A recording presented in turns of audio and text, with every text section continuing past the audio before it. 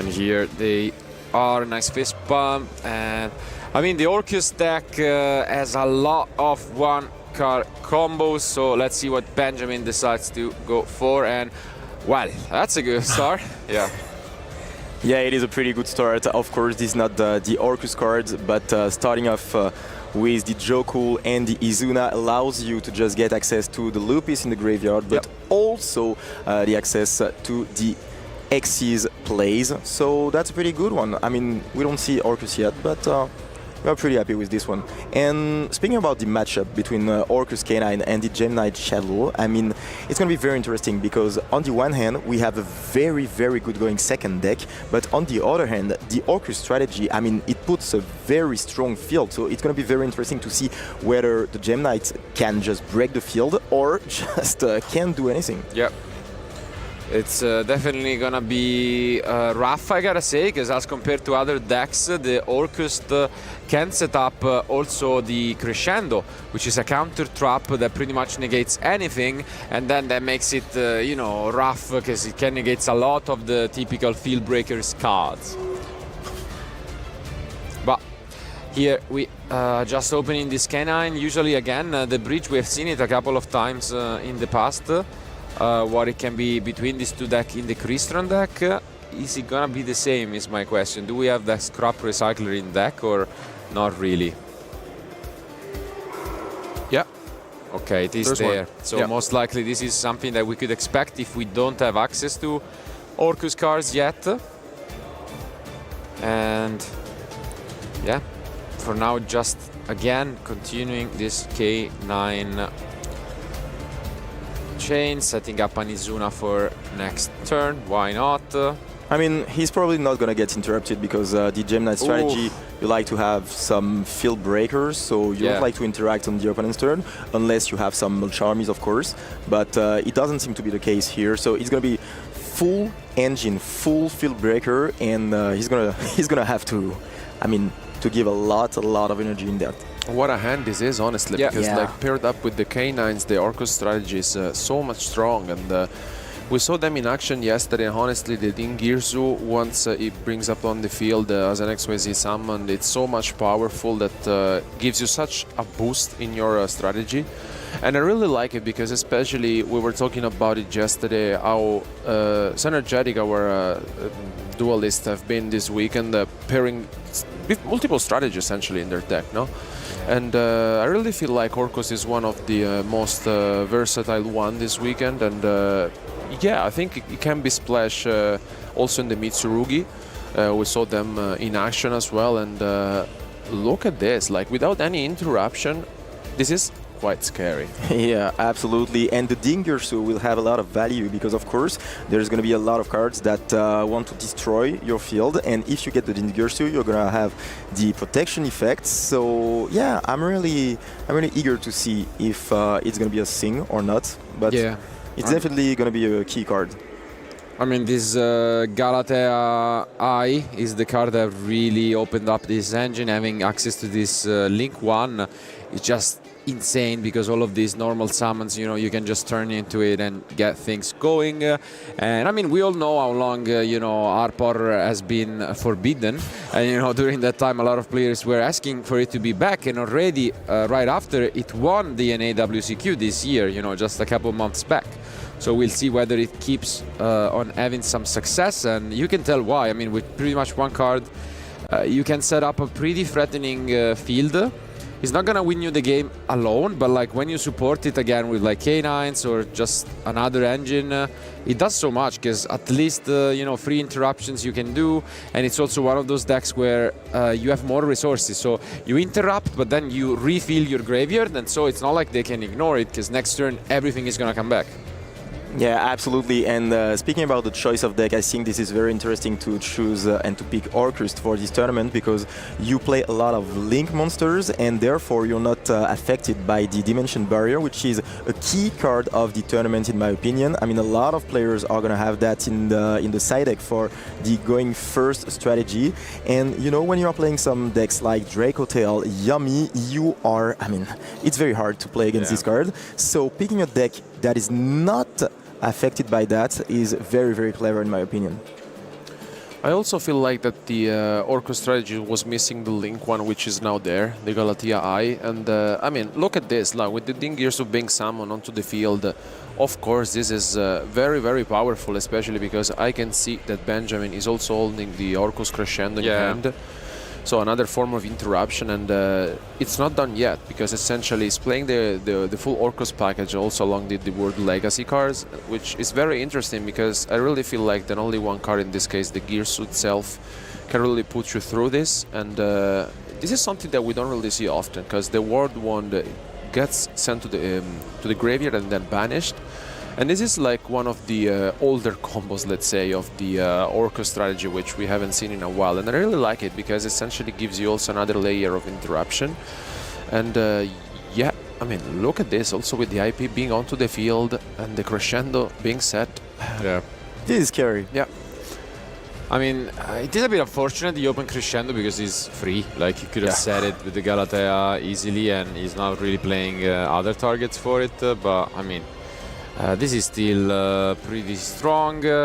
I think also something that benefiting Benjamin is Artifact Lancea not really being there anymore. You know, Malice got significantly worse, and if that was the most popular side deck card, now not so much, and it stops Orcust as well. Yeah, absolutely. But yeah, this field looks very scary, especially considering the fact that you are able to protect your monsters from the destruction thanks to the Dingirsu, but also thanks to the effect of the IP Masquerena, because the monster which will be summoned will not be allowed to be destroyed by your opponent's card effects. So we know that the Gemini strategy wants to destroy the monster. We know that there's going to be some Lightning Storm, maybe some Raigeki, some cards like that. It's going to be a little bit more difficult for him to just destroy the whole field. But I want to see if he can do it, because it's going to be such a statement if he manages to do that. And you just mentioned it as he picks up that Lightning Storm as the 6th card, so and kinda called it. The one-off. Oh, really? Wow. Really? I mean, if he manages to bait out this Crescendo and then goes for it, it could be quite devastating. But the Dingirsu, let's not forget, has the protection effect as well. And that Babel right now is the most threatening part of this, because it makes every single Orcust a quick effect, and that's huge. And that's probably what Benjamin is explaining. You know, you don't play against this deck every day. But I mean, I feel like that Harry's deck is very strong against most of the current meta deck, and against this specific matchup, it's not easy, because. Also looking at this deck, I really feel like he was prepared to play against Yami, of course against Dracotail, and here decides to go for the Lightning Storm right away. Okay. Yeah, here goes the Lightning Storm, and we are just going to detach from the Dingirsu indeed. We talked about this interaction earlier, and yeah, I mean, there goes the Lightning Storm. yeah, maybe again a bit of a lack of experience in this matchup, but what can you really do? So yeah, he's gonna ask a little bit more information about this card, and he's going to activate the Shadow Fusion. Such a good card going second. We talked about the Gemini strategy, telling you that it had a lot of power going second, and Shadow Fusion is one of those cards, because he's basically going to be able to fuse from deck, which is very strong, get some resources in the graveyard, and be able to activate a lot more effect. And yeah, that's the power of the Shadow strategy, because when you pair it up with the Gem Knight, that's a lot more fusions, and it allows you to just play this Shadow Fusion. Yeah, love to see it in 2025 again. Really useful. We saw some Dracotail players using it, and that might be what Benjamin right now is thinking, but he's in for a big surprise once he sees some of these Gem Knights come out. And yeah, just looking at the deck, you can see while he's scrolling through it, you see Raigeki, Feather Duster, you know, a lot of field-breaking cards, just like Tempai, again, as mentioned, last year, winning the European WCQ. And that is very scary, as Alberto just said, for most of the decks of the format. But surprisingly, yeah, Orcust can survive that pretty easily, to be honest, thanks to the Dingirsu, thanks to the Crescendo as well. And yeah, here comes our lovely construct. Been a minute. And there we see how much power the Shadow Fusion gives to your deck, because not only you have this powerful monster on the field, but you also have the effects in the graveyard that you are able to activate. So yes, such a strong card, because he only activated 2 cards in hand, and still he's putting a lot of pressure on the field. And it's good because you get to send the Initial Genius by targeting one monster onto the field and essentially negating it. And then also now the Gem Knight deck is revealed to his opponent. So it's like now Benjamin must be thinking, okay, this is a Gem Knight deck, maybe mixed up with some Shadow cards and other deck. But I think the good thing is now the Hedy at least have some sort of space, because thanks to the Neburim being sent to the graveyard, is also able to send one. Oh, okay, but yeah, we are going to the Masquerade IP. The thing is, right now we are chain blocking the Reaper, and as a response, Benjamin will just use the IP. We send a card from Construct, because again, to chain block it was chain link free. But even though we are chain blocking the Reaper, now the Izuna is live, and look at that Shadow Dragon. Wow, in the main deck. Makes sense, you're going second. And that's big because you can force out the Crescendo. Yeah, the Neburim that was sent with Shadow Fusion essentially is able, by discarding a card, to be back onto the field. So you special summon it. And look at this, such a good play. Benjamin decides to get rid of the Dingirsu, but again Hedy chain blocking that Reaper in order to get rid of the Babel. Benjamin did not see this coming, and he might be punished for his decision to get rid of the protection once more. Yeah, pretty good sequencing here, and we also have the effect of the Neburim to just add a Gem Knight card, and that's where it becomes scary, because all the Gem Knight cards going second, they have this additional effect that you can fuse from the deck. For example, we of course know the Brilliant Fusion, which is such a good card, and yeah, I mean, all of a sudden you had a lot of interruptions, but little by little you take the field out pieces by pieces, and it looks pretty good for now. Yeah, and it seems like here we're gonna use this SP, but basically you're forced to use your Orcust effects, because then they are all gonna be shut down once this Babel is gone. Yeah, so we're gonna go SP onto the Fusion, and then, as mentioned, we are gonna use some of these effects with the Skeleton onto the Dingirsu.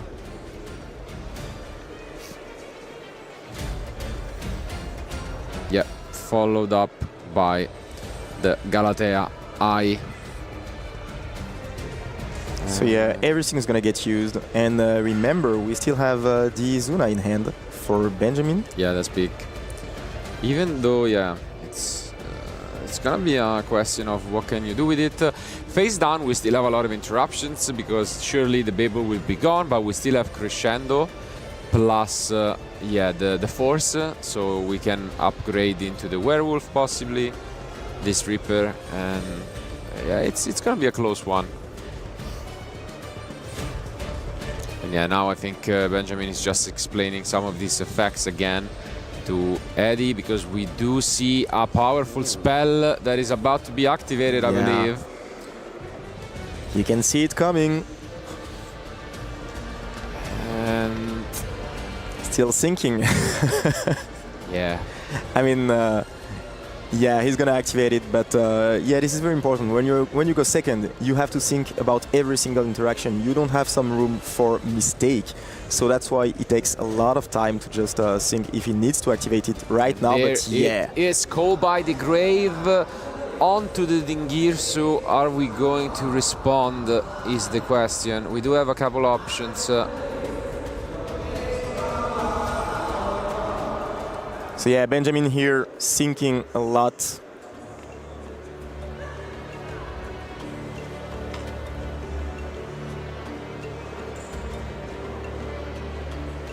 And to be honest, I mean, it looks pretty good for the moment for Hedy.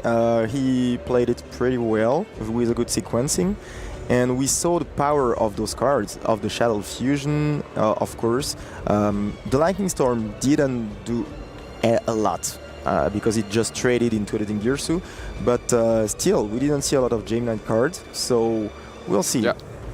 And no, it seems like he will let this Call by the Grey go through because he's just chaining this Dingirsu to take control of the Gem Knight, but then the Dingirsu is shut off and the Bible will be destroyed at a result.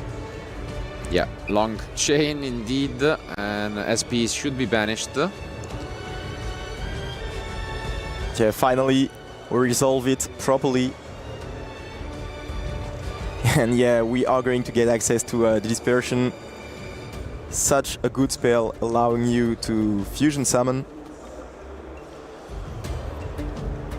I mean, you can tell the head is really trying this because it's just as you mentioned, calculating every single card very carefully. With 3 cards left in hand, it's gonna be difficult, but I mean, of course, especially to deal with this field because there's the remember the crescendo being set from Benjamin, and tough spot. Although head is really trying hard, honestly. I mean, going second is no joke, to be honest. It's very hard because a lot of decks right now, they put such a powerful field, and you just have to think about every single move so that you are able to just break it. And it's gonna be interesting to see if he can do it or not. But right now, the field still looks pretty impressive. It's gonna be a little bit less with the sales ban getting activated. So what do you call right now? I mean, I love the card mainly against Yami. It's such a powerful option going second, but yeah, I mean, it does work against pretty much any deck of the format. But yeah, I agree with you that there are only a couple more cards in the end, and we know there are at least 2 interruptions that you can't interact with this sales ban. So how are we gonna do this? So we are going to just use the extender, the Hollow Core, a key piece of the Gem Knight strategy, allowing you to search for another card and put it in the graveyard. Wondering honestly, with 1 card in hand is gonna be very tough because now, yeah, that is the Reaper which is being activated, and then the last card, of course, is the Crescendo, which of course Hedy didn't know, but I mean, he could have wondered that he could have been there just because he was not with the Galatea, and yeah. I think it's pretty much it. Yeah, it's gonna be the game 1 here for Benjamin, the Orcust strategy, winning the first game, and this is a very good statement in my opinion because we had a very strong going first deck, the Orcust K9 strategy, and we had a very strong going second deck, and I was really looking forward to seeing if the Gem Knight strategy could just break the field. He had a pretty decent hand, to be honest. Not a lot of Gem Knight cards because of course you want to get access to the Brilliant Fusion, which is such a good fusion, and to get access to the Dispersion of the extra deck, such a good monster, allowing you to just special summon 3 fusion monsters, and all of a sudden, I mean, your opponent is overwhelmed, so this is a bit hard. But we saw that the Orcust strategy had a lot of tools to just resist the Gem Knight, especially because of the Dingirsu, because it can just protect yourself from the destruction, and we know that there are some Raigekis, some Lightning Storms, all those cards, and we also have the Crescendo, and having access to an negate like that is very strong against the power cards of the Gem Knight strategy. Yeah, I mean, definitely, especially because the Orcust deck had the Babel face up, so as well, it's another layer of disruption, and I mean, I really have to say that Hedy really tried hard, and I think it was also good for him to see what the Orcust strategy can do, and I think for sure going into game 2, like we said it, he doesn't really mind going second, but the question is, because like looking also at his side deck, he may also opt sometimes to go first, but he's definitely prepared for going second. He has some very interesting cards, especially as mentioned against Yami's, Dracotail as well, which, I mean, we're not going to see the Winter Cherries for sure in this type of matchup, unfortunately. But he definitely has some other tools. The question is, not playing many hand traps. If you let your opponent go first, then once again, you see what happened in game one. Will you be able to go through it and just, you know? Yeah, it's definitely rough. On the other hand, as again, similarly to this going second decks, we see a lot of Mulcharmis, both Purulia and Fuvalos. And this is one of those decks where both are actually pretty nice, possibly. You know, just think of how many K9 special summons were from hand and then from extra. And so the Mulcharmis can be a way to overwhelm your opponent then with cards like Super Poly and the Fusions and, you know, the Field Breakers. So that could definitely be an option. But on the other hand, I've just been informed that we won't be seeing the backup because it was a very fast 2-0 victory, actually. And we had a very, very special deck, which I'm not going to talk about because it actually won against Johannes, which we all might know, qualifying and almost missing out on the top cut at World Championship with the Lunalight deck, but he has been defeated. So let's not see, I mean, maybe next round we can see this deck. Very, very unique. And yeah, so no backup for this round. That's sometimes just how it goes. But we do still have a game 2, and it's going to be again the question of who is going to go first. I think our duelists are about done with their siding. So let's just bam into action.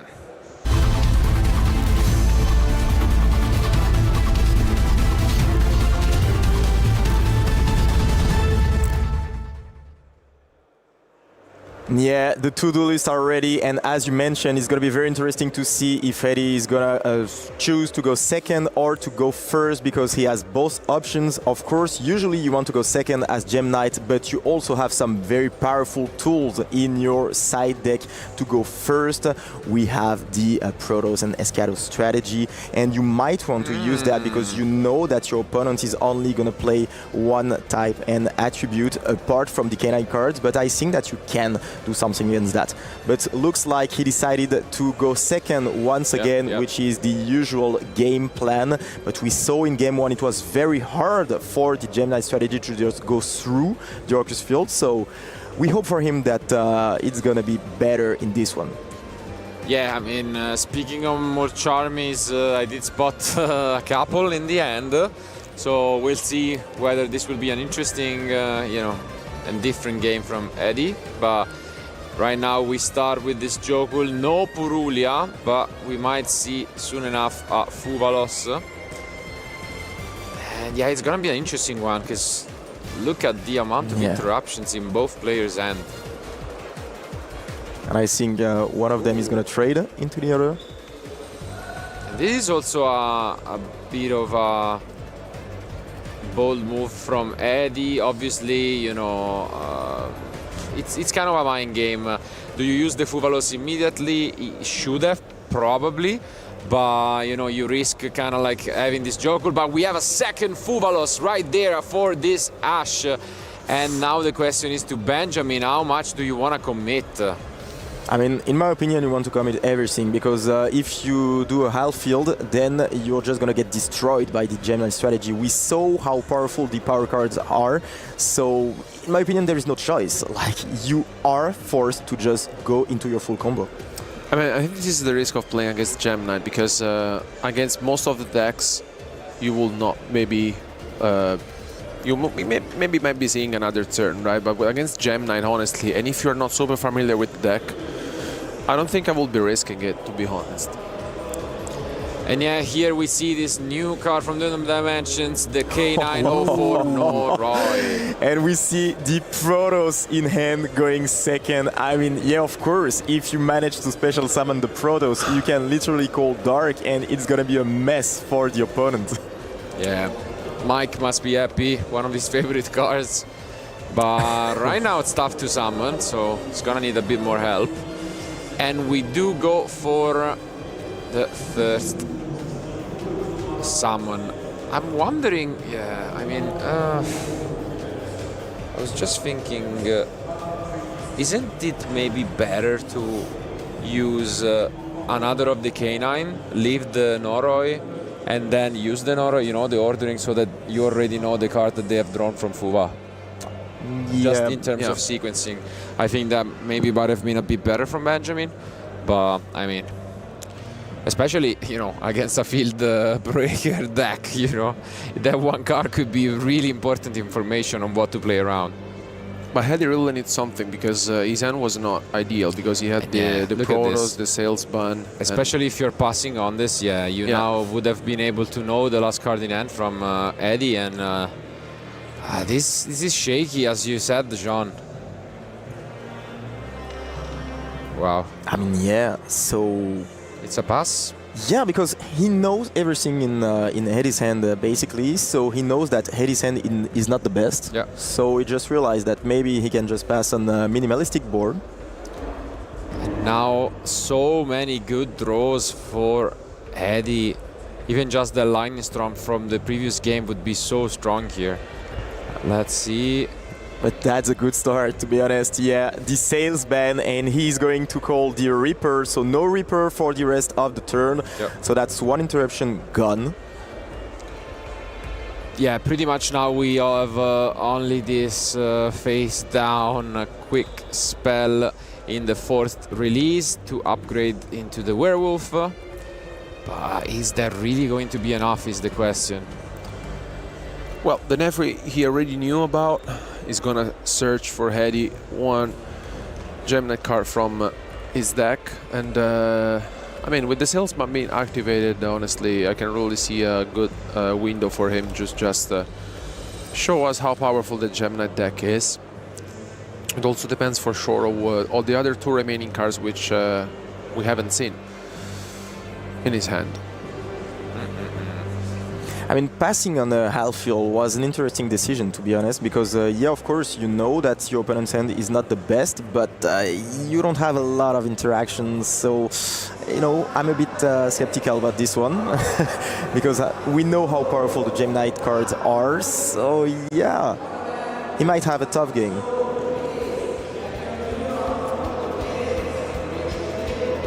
And the good thing about the Gem Knight strategy is that you can start things off with very little pieces, and all of a sudden, you pop off and overwhelmed. Yeah, 3 fusion monsters on the field. Okay, and now the question becomes, when does Benjamin activate this 1st release? Because the more your opponent commits, the less, you know, that Werewolf end interaction becomes. I mean, I would probably activate it on one of the continue spell, to be honest. But I don't know if it's going to be enough. I don't know if it's going to be enough. I mean, definitely it seems like Hedy has pretty much this game on his hand. He knows what he's up against, and he just has to find the line to play through it. Benjamin reading a little bit more the dispersion, which is a very, very good card. And there we see the Holo Core again.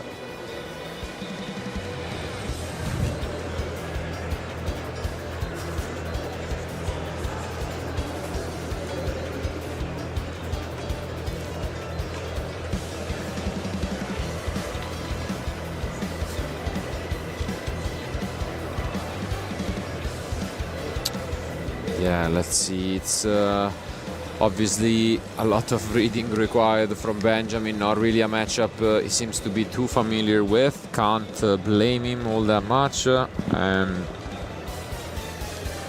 sometimes that costs you, because I mean, in my opinion, Gem Knight is one deck that is, you know, under the radar, but still a very powerful deck. Because if you're not prepared, then you can face so many threats like that. It can surprise you, catch you off guard. The fact that going first, the deck still has some tools, because the first game, you are probably going to win the game because your opponent is not prepared to that, and you just end the game very fast. But going into the second game, your opponent is probably going to want you to go first, but still you have the Protoss, the Escados, so you are able to just lock the game. And even if you don't win the game 2, then there is the game 3 once again. The only problem of the deck, in my opinion, is the fact that there is dimensional barrier in the side decks, as we mentioned earlier, and the fact that if you cannot fusion summon, I mean, you cannot end the game with Gem Knight. Yeah. And when we saw that Noroi being sent from Izuna, we could tell that you know, the Lupis was in hand. Indeed, it was, and in this case, it represented a nice interruption going into this Valon, and yeah. we still have a couple more things going from Benjamin. And it seems like it's really gonna be one of those games where it's gonna come down to one final card to see, whether it's enough to completely dominate or Benjamin is just gonna take it. And I mean, they've only spent a couple turns, but actually it has already been around 30 minutes, which is impressive. It doesn't really feel like it. I was thinking literally the same. Yeah, I was like, okay, it's been 10 minutes, and then what? But yeah, of course, they take some time to just think about the interaction, and I mean, it's normal. It's normal because, as we just said before, going second, you cannot afford doing any mistake, because one mistake and the game is gone. And I really feel like the Gem Knight has so many different options most of the time, and here we get to see the dispersion being resolved. And I mean, I would really like to see some fusion summon, honestly. Just the deck at full speed, and yeah.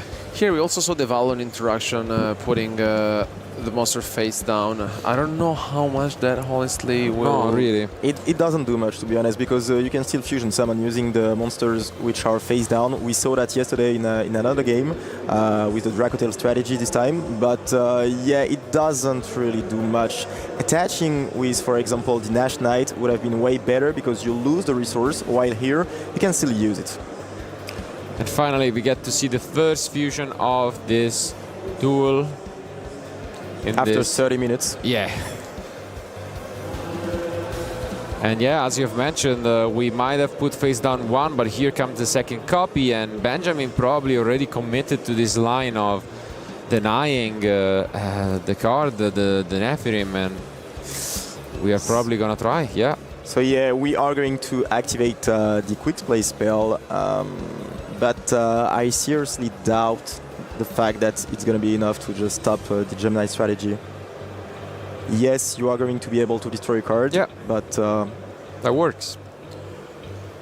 Because we can chain the Lady Rose and just destroy the Reaper, no? Yeah.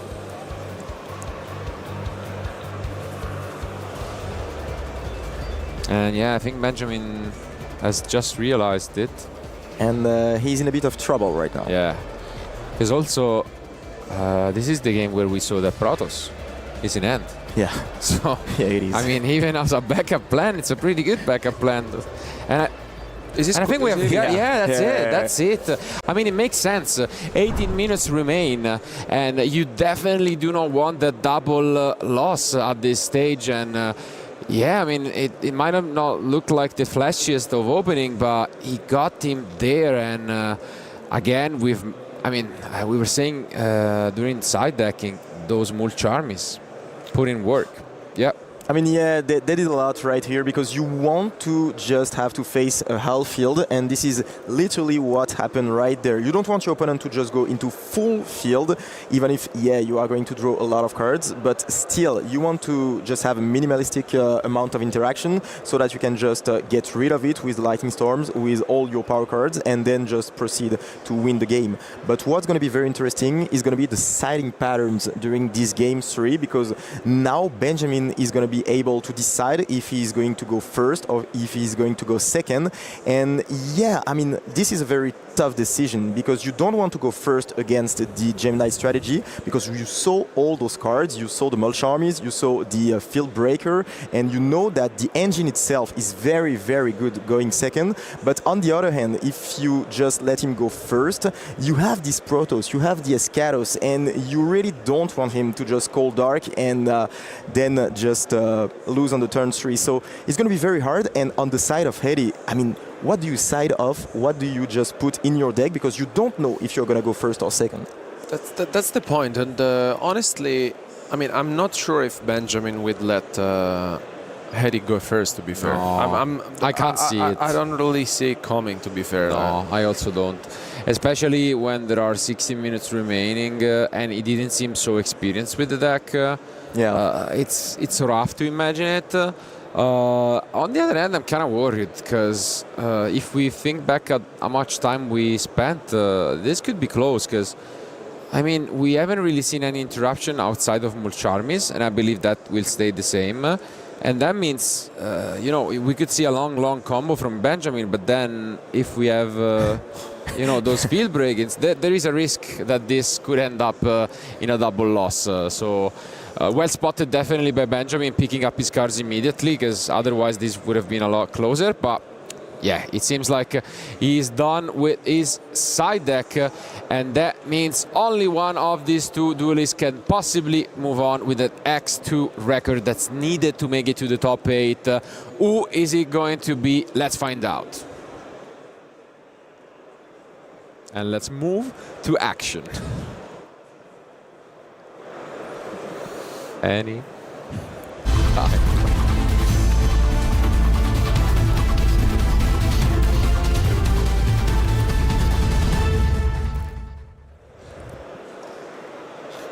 There you are, important moment. Do we see those small charmies? And I do believe Benjamin is going first. I don't see any.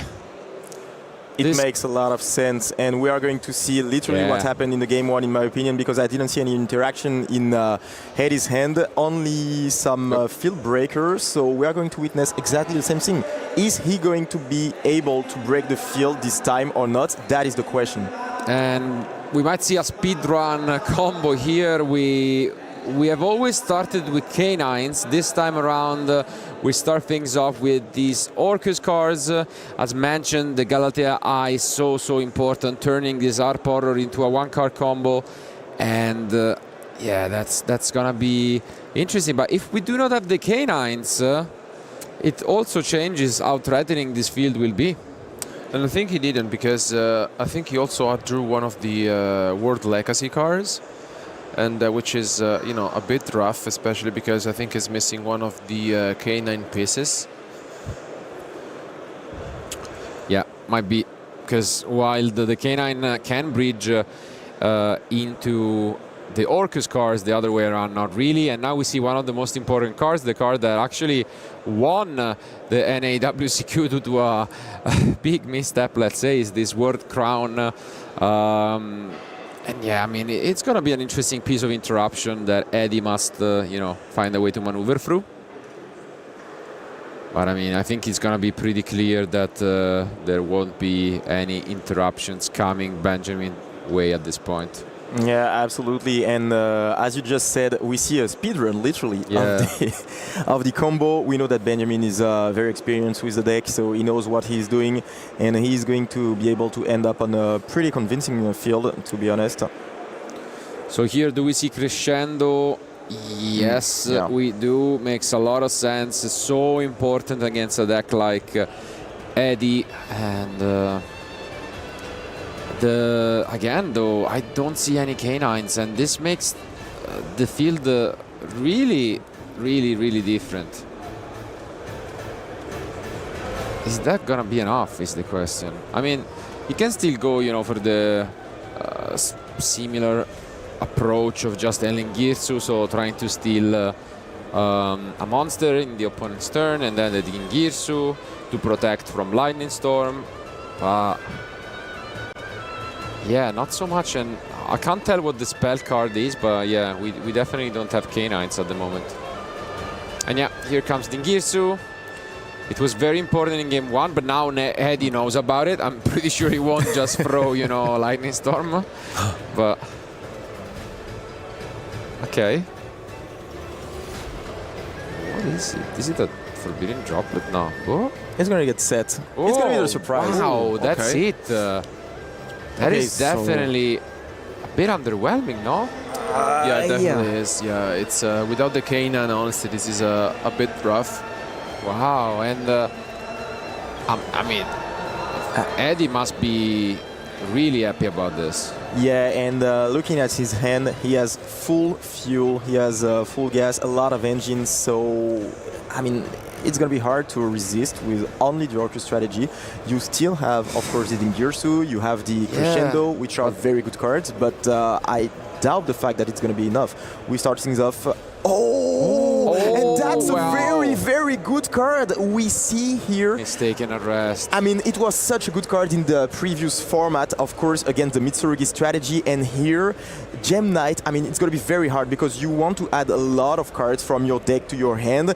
Still, you can send some cards to the graveyard to get their effect, but I seriously doubt the fact that it's going to be enough. That's a tough spot here for Hedy. There's a Shadow Fusion though. Is it going to be resolved? And there is the Ash Blossom. That's big. That's huge. I mean, we thought this was a bit underwhelming. No Babel, no, you know, big links IP, but that Mistaken Arrest is so good.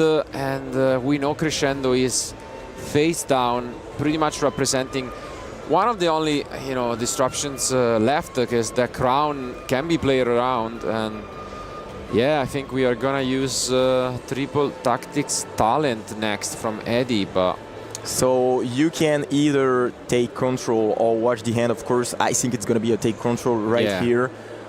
Makes a lot of sense. Either you draw if you're, you know, feeling that, but let's see.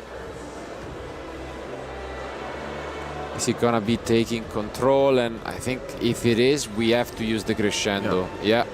And that is it. Crescendo is activated. That is the last line of defense, pretty much.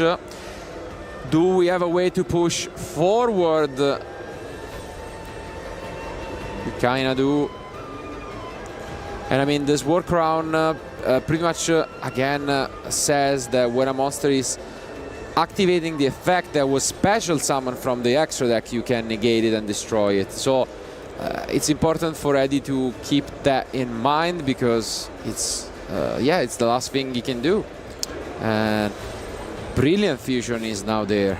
Yeah, because now, thanks to the Course effect, essentially you can set Brilliant Fusion directly from the deck onto the field, and it gets activated and resolves. Yeah, this is actually gonna be very, very close. And, feels great when you get to resolve this card. Yeah, I mean, when you overwhelm your opponent, that one Ash Blossom, you know, one thing is branded, playing maybe only branded Fusion, but when you have so many spell cards that fuse from deck, what can you really do?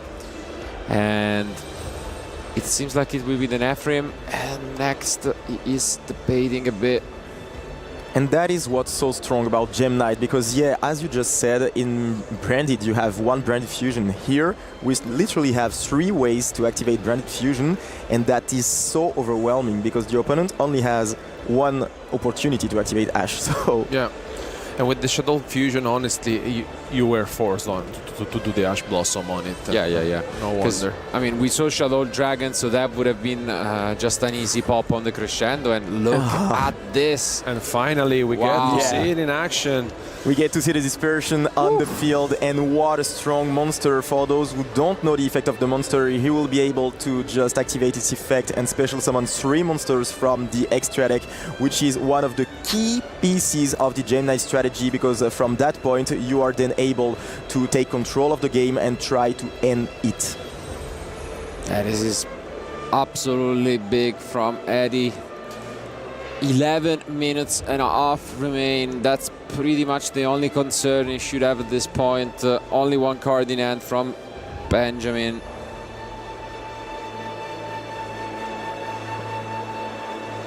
And yeah, we can feel the tension even here, because remember, one of those players will not be able to access the top 8 at the end of this game. Yeah. And it will all revolve around some small interactions. Benjamin doesn't have a lot right now, but it's all in Hedy's hand. And we finally see the link to... We are not going to be able to get the card from the deck, of course, but still, very important piece. Important indeed, and you can see Hedy debating on what to do, but we do have the Crown. We should keep in mind one more interruption right there on the field from Benjamin. And yeah, I mean, you kind of want to read these cards, but there are 10 minutes remaining. I mean, yeah, you want to read this one. If you want to read one, you want to read this one. I mean, for sure, there are a lot of different Gemini cards in the deck and in the extra deck as well, but look at this. Look at that. All of a sudden, you special summon 3 monsters from the extra deck, and it doesn't feel great when you are the opponent. It looks a bit scary. Yeah, I mean, not many effects are like this in Yu-Gi-Oh!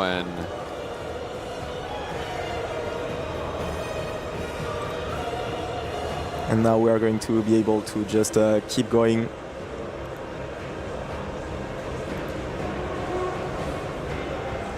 Eddie is still debating on what to do.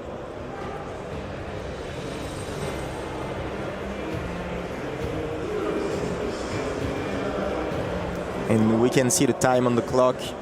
9 minutes left. yeah, time We know ticking. that time's ticking, and we don't want this double loss, of course. But I think that the things will be done after this turn. And look at this now, the Lady Brilliant Diamond coming onto the field. And I think the more Eddie keeps playing this out, it's gonna be getting out of control, because here also has the Prismara effect. If really feels like can discard a card to destroy one of Benjamin's monster onto the field. Yeah, we still have the Dingirsu protection. It's gonna be close. I don't know. Yeah. I mean, can he close this out in time? And yeah, We're going to get rid of the Dingirsu this here. is big. Yeah. This is probably one of the most important monsters on the field of Benjamin, to be For honest. sure. And now, oh, do we use the crown? Because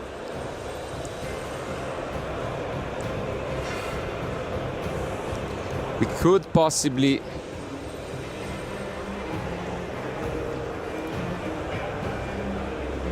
I think there has been a bit of a debate on what's going on now with this quartz.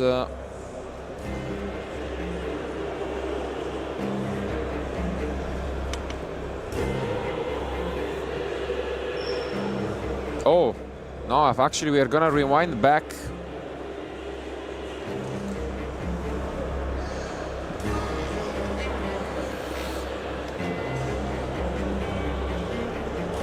So yeah, looks like there was a bit of a mistake somewhere.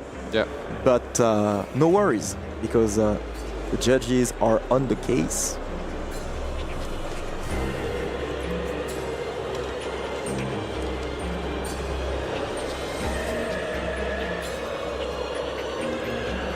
And yeah, Oh, we're yeah. going to get back to a previous game state. Because the Brilliant Diamond says it requires 3 Gem Knight monsters. Yeah. Yeah, and the Armadillo is at Only a gem. Yeah.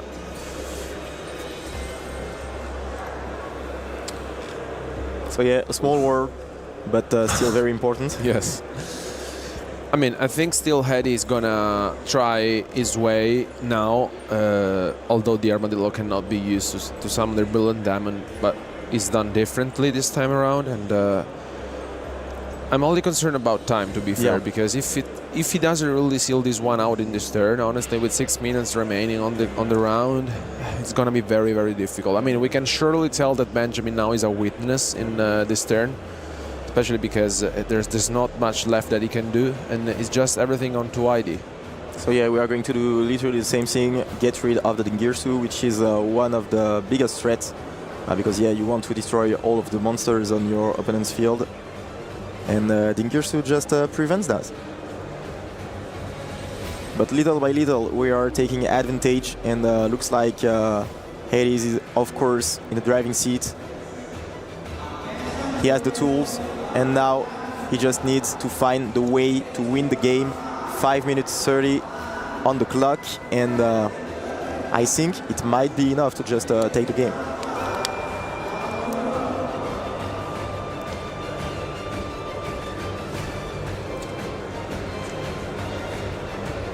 And here I think Benjamin is having a read at the Master Diamond which was summoned. Wow, I mean, look at this field from Hedy. Yeah, I mean,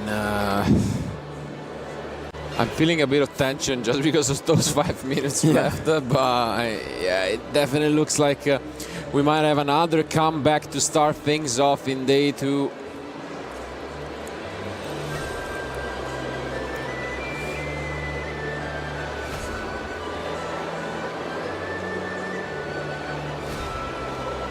Yeah, you can see now Hedy can proceed.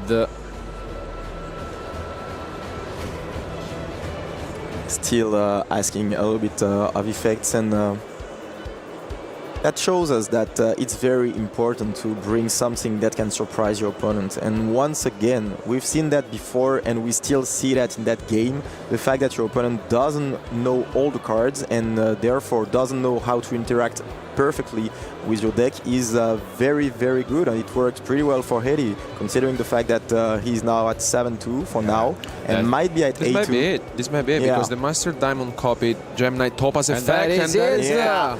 It is going to be the victory for the Gem Knight strategy after this game 3. Hedy convincingly winning the game after a very good duel, to be honest, against the Orcust strategy. We saw an opposition of style between those two decks with a very good going first deck and a going second deck that tries to just destroy everything, to just tear apart the field.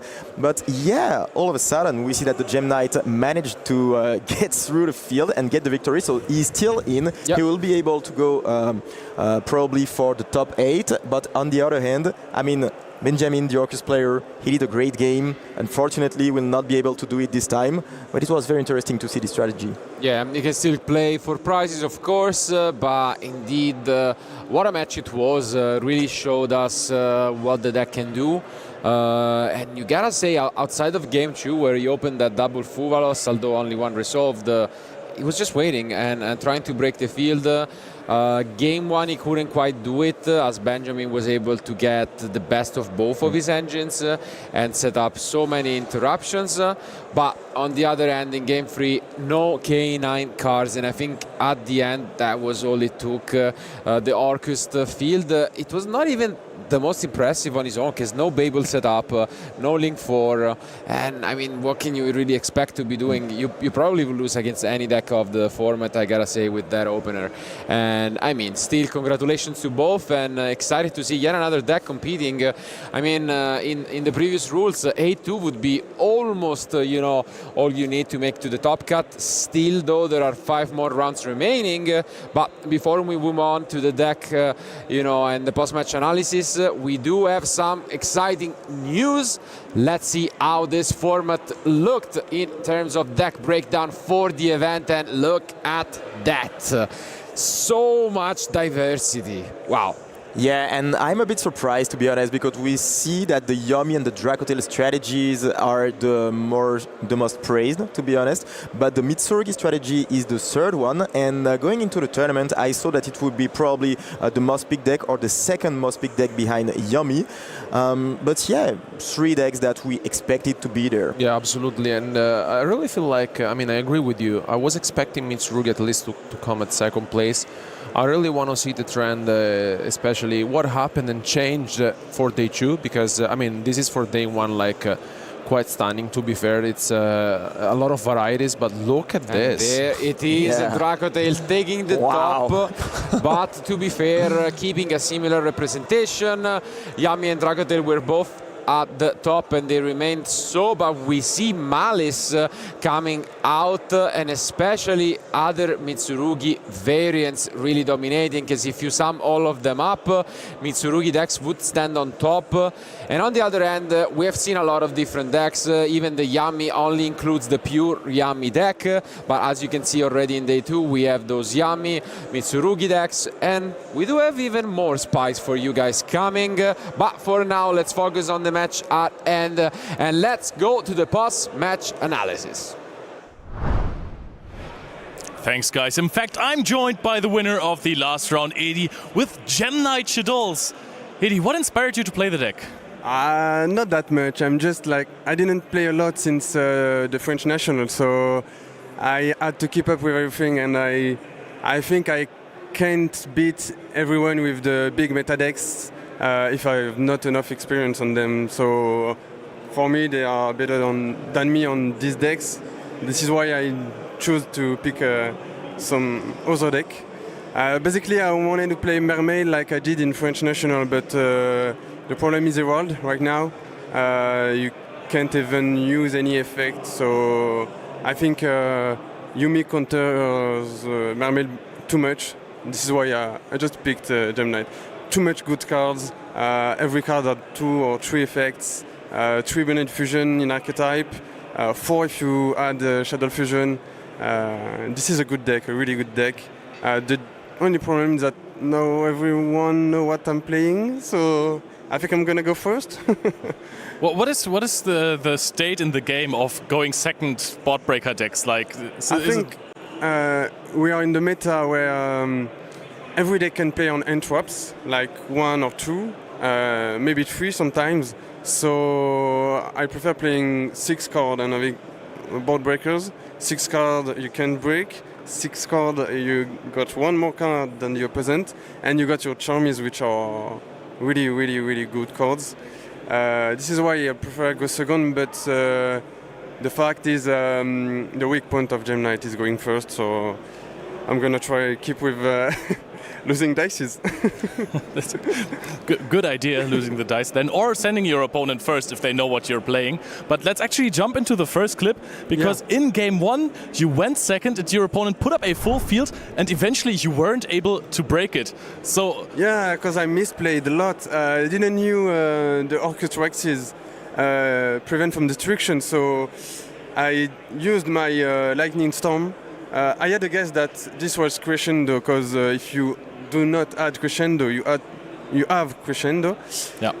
This is what I wanted to trigger Crescendo with the Lightning Storm, but I couldn't because it prevents from destruction. This is literally my bad. At the end, I had an empty board, so if I had the Lightning Storm left, I could have maybe done something. I don't say I'm winning this, but I just played bad, so I deserve to lose. Why did you activate Salesman so late? Was there a different reason for that? Why did I activate Sailbar for what? So late?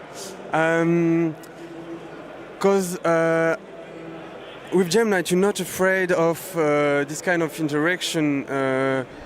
Take control, pop 1, banish 1. It's kind of fine. The only thing I wanted to avoid is the rip one from end. I don't want him to see my hand. I don't want 1 less card in hand. Oh. So I used it on Hound, and I used it late because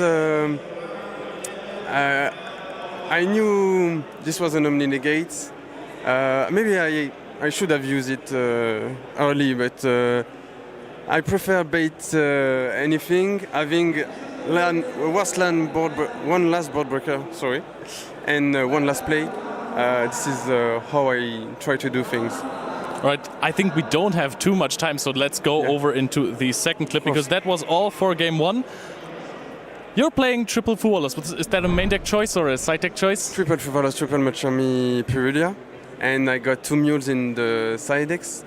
Wow.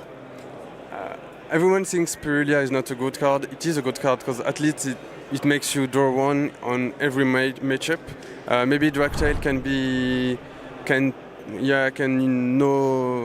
not use the normal summon, but I'm going second, so Charmies are just insane, and against K9 that's way more powerful. Has it ever happened to you that you had like 1 Fuwalos or a Pyrulia and your opponent negated that, and then you had too few cards in hand to break the field? Yeah. It happened twice yesterday, and it's hard to know what I play because if you win the dice, you go first, and you do not know I play board breakers. So some of them took the maxi challenge. Oh. And they made me draw a lot. So when I got more than 6 cards in hand, I'm pretty sure I'm winning this and breaking the board. Okay, that's really cool, actually. Another thing, your opponent summoned a Valen here, and I think then used it to set the Neprim face down in that scenario. Do you think that the Valen would have hurt you more in a different scenario? Like maybe on the Fusion? I'm playing a Fusion deck, so face down cards are not a problem. That's why I gave him my card, because I thought he was doing Nesh, because Nesh is like the bigger problem. Bigger problem and better issue for me. But he just face down it, and I use Fusion Monster, so I don't really care a lot. I think in the Orcust K9 strategy you might not have the space for all the Nesh targets. Yeah, that's the problem. Right? But Nash is better than Valen, I think. And I mean, that's not a field. That's not a field for you, so you break this easily. So you won that game. Actually, let's go into the last game. Yeah. What was that field that your opponent put up there? Were you surprised that not too much came out of this? To be honest, he took a warning for slow play, so he may have stressed a bit and failed the combo. So I don't know why he had so little board. Either this is because of the stress, or this is because he had mistaken a rest. A staple, and most of the time when you draw like dimensional barrier or Lancia or something like this, you're not focused. You think you're winning and you're not focused on what you're doing. And the third option is he wanted to play under Nib, so he added this one. No, it doesn't even negate Nib, so I don't really know. I mean, the board was easy to break, to be honest. That's what it looked like. Mistaken arrest, does it hurt you at all? Mistaken arrest is a problem, but it's not enough. Like, I got three branded fusion in the archetype, 4 with shadowed fusion, so I can play without adding cards to my hand, and I can set directly from the deck my branded fusion. So I think it's not a really good card. It can be good when you got more interruption with that. Yeah, and a full field, Yeah, and a full field. But he had only 3, not the Babel Tower, I think. Okay, now so it was pretty easy to break, but he played good. Like his interaction was well done. I just add what I needed. You had too much, and in the last clip we can even see that you had the Shadow Heart drawn, right? The Shadow Genie. Yeah. I used the Shadow Genie. That's why I knew good. This was not a problem, because I had the Genius, and this card is so good. The Shadow Engine is so good. It's like some breaks in hand, but when you can send them from the end or deck to the grave, it's like way too powerful. So when you saw that you had all the interruptions baited out, you have negated the crown, did you know you were gonna win? I knew I was gonna win from the point he used Crescendo, and he had to use Crescendo because he wasn't live if I took control of his link. All right. Fair enough. Edie, thank you so much for your time. I just want to mention, I love your hat. It looks really, really cool on you. Thank you. Good luck in the next round. And we're going back to a small break and we'll be live back for the next round quite soon. Shout out to